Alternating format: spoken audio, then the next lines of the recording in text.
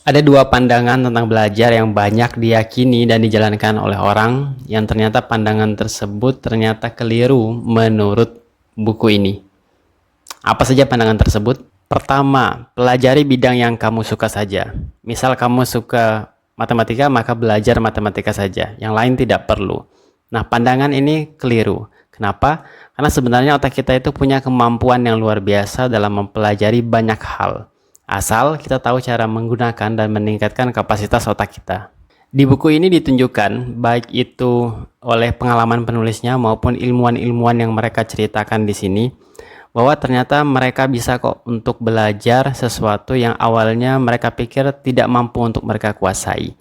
Nah, jadi pandangan yang mengatakan bahwa kita hanya bisa menguasai satu bidang ilmu saja itu adalah pandangan yang keliru. Mempelajari ilmu baru selain dari yang kita kuasai saat ini itu juga sangat bermanfaat karena ilmu-ilmu baru yang kita pelajari itu dengan ilmu-ilmu sebelumnya itu akan saling memperkuat, saling menginspirasi dan memperkaya satu sama lain.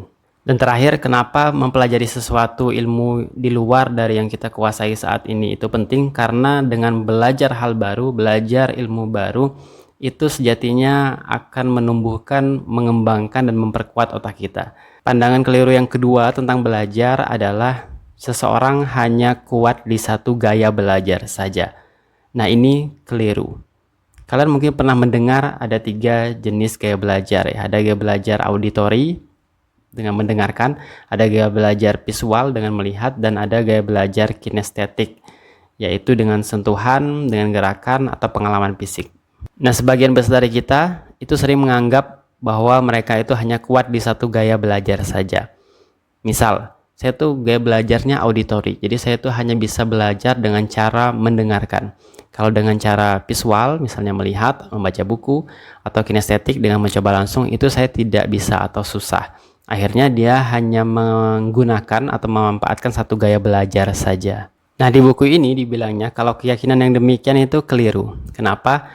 Karena penelitiannya menunjukkan bahwa kalau kita hanya mengandalkan satu indera saja dalam belajar, misalkan tadi dengan mendengarkan saja, maka sebenarnya yang kita lakukan adalah kita sedang melemahkan kemampuan indera kita yang lain.